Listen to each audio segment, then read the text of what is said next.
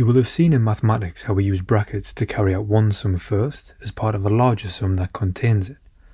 So here we carry out 4 plus 2 and replace that with the product of that sum, which is 6. Then repeat to replace 6 minus 1 with the product of that sum, which is 5, before finally carrying out the ultimate sum, 3 plus 5, to give us 8. Well, we can do this with sets of commands on the command line too. When you combine this with piping from the previous session, you're really going to significantly increase your scripting effectiveness quickly. See here how I've used the $sign with a set of brackets. The shell will carry out these commands first, then replace it with the product.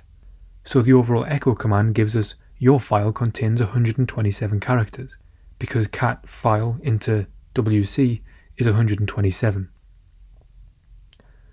See here, if the first word of the first line of our script is Liam, then echo Liam speaks first, otherwise print Sally speaks first. Let me demonstrate manually what bash is actually doing for us here.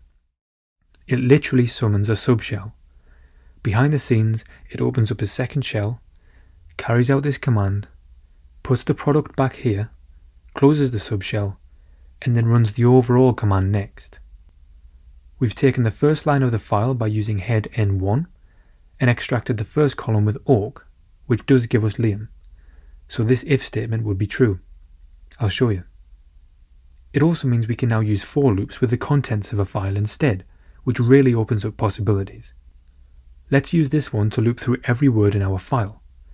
Print each word alongside the number of characters it contains, and then pipe the entire loop into sort, which we also pipe into head to give us the longest 5 words in our file. If you can get your head around that, you're doing really well. You can even call subshells within subshells. Try it out.